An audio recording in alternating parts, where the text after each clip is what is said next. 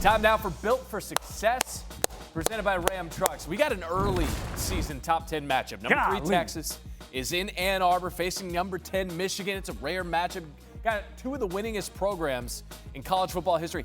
Two of the playoff teams last season, neither figures to be out of the newly expanded college football playoff picture with a loss. It's so early, but the winner's going to find itself in the conversation for instant title contender. Sure. Only a couple weeks in. Let's welcome in Trevor Matich. Speaking of champions, Speaking of champions, and Trevor Matich joins the program. You are welcome. The man in black. Still super strong. Forget about Johnny Still super Cash. strong. The man in black. We're going to play a game with Trevor. Okay. Let me see that tiny fist. That hurts. Sorry, that's Hey, such a small Trevor, I'm right fist. here. But they're strong. They're nimble. Okay. You could punch very small things, though. That's We're true. going to Like view this guy. We're going to view this game through a different lens. We're going to play a little livestock game. Okay, we're going to assign Bevo meters to this because Michigan was underwhelming last week. I think we can say that. Fresno State came in, hung around late. They were within one score in the fourth quarter. So we're going to assign Bevos, right, in honor of you're taking on the horns. Yep, you said too much metal for one hand. That's right. Boom. Bang. That's a different thing. We're going to read off a Ozzy statement. Osbourne or something. That's what it is. That's it. My guy knows metal. We're going to read off a statement. Does he know metal from the aughts, though? True. Does he know emo? Does he know emo metal? Was there metal in the odds? There's maybe some. Okay, we're going to read off a statement about Michigan. If it's no BS, okay, if it's a true statement, you're going to give it 1 Bevo. Okay. If you're not sure, middle of the road, 2 Bevos. If it stinks, it's total BS. That is 3 Bevos. You got me? Yes. Got me? Okay, well, don't breathe in too deeply if it's I get it. No, I get it. Bad. What's the We're first going to read off the first statement. Number 1, Michigan kicking off its season, 30-10 victory over Fresno State. A little closer than the final score might indicate. They only had 2 offensive touchdowns. They lost 13 players to the NFL draft from last year's title-winning team. They also lost their head coach, Jim Harbaugh, to the NFL. The statement is, Michigan fans will be patient with Sharon Moore. How many Bevos are you giving that? I'd give that 2. Here's why. Gary. Even Bevo's like, really? Yeah, no. The thing about it is that last year they won the national championship.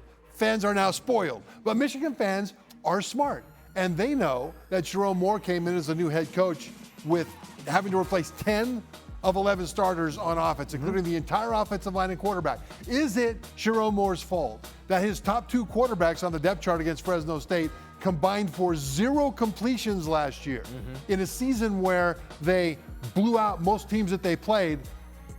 They didn't get those guys ready for this year.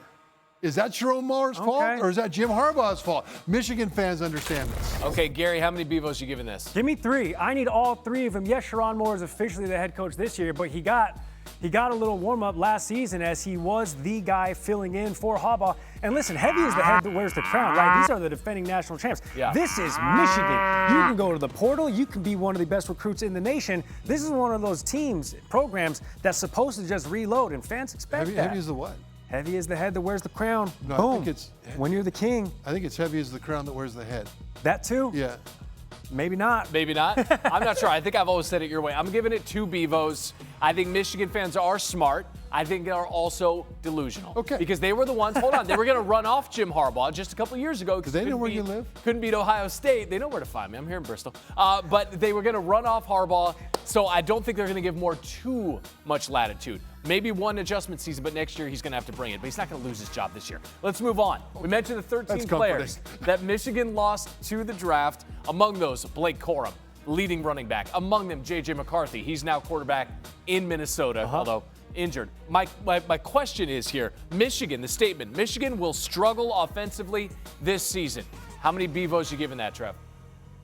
A 2. Oh, middle of the road Middle again. of the road Trevor, again. come on, man. Middle of the road Matich. You want me just to go have a hot steaming cake just to have it? We have a fire on set for a reason. A fire is different from a Bevo pile, okay? So that's fair. Completely different kind of hot take. That's fair. No, because it was underwhelming, the chemistry of Michigan's offense against Fresno State. They couldn't throw the ball down the field. The run game was hit and miss. The blocking was hit and miss. But these guys are all talented. They are going to get better. So I'm not ready to say that, yeah, their offense is going to be no good all season long, 12 games, and then beyond. I think that they will get better and better every week. Gosh, Gary. I think it's must win for the fact that the Big Ten got more condensed. Yes, you can let 12 in, but Michigan already went from 9 2-10.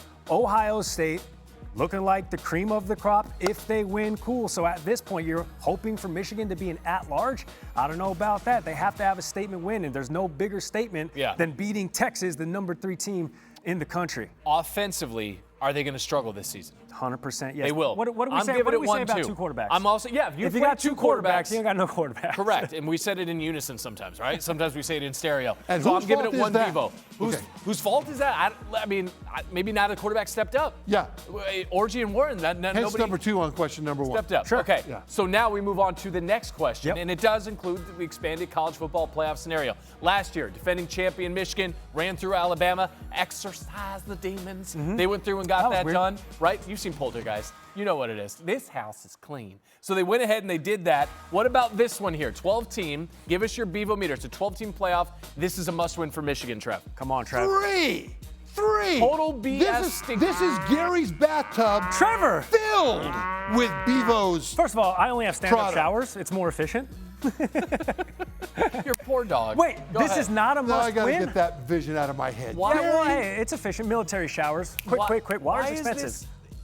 They could lose out of the gate to their first test? Right, because their offense is as bad as it's going to be all season long. We start there, they'll get better. It's a non-conference game. If they win the conference championship, they will probably get one of those automatic berths. And the thing is, they've got to win 2 of USC, Oregon, Ohio State. If they win 2 of those, and then a sneaky tough game at Washington, then they can get into the conference championship game and possibly win the conference no matter what happens in this game. This game would be nice to win, but a must-win? That is a steaming pile filling Gary's shower. All right, Gary. Yes, I'm going to have to call somebody on that, but it's a 1.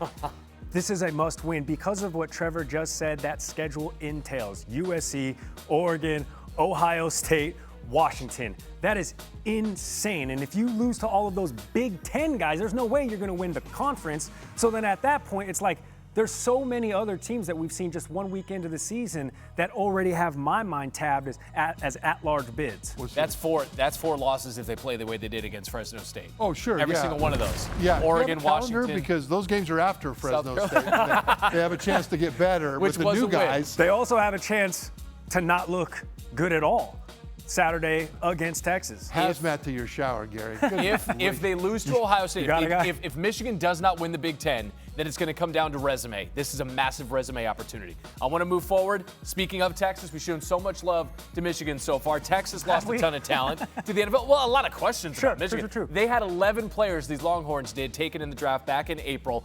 They come out of the gates. They beat a Mountain West team. They beat the brakes off of Colorado State 52-0. Question now becomes, Texas is going to play in the SEC championship game this season. How many Bevos are you giving it? Oh, 2. 2. Middle of the Trevor! road. It's not middle of the road. What's with this neutrality? Let's step over the aisle. Neutrality. Step over the aisle. Join us. Okay. Here's something that is not neutral. Okay. Your toupee looked good when you bought it, but it looks like it needs to be resized. Did your head shrink? It might have. I did get a haircut. I'm not worried about that. Did get a haircut recently. Texas is a really good team, but Georgia's probably going to be in the SEC championship game.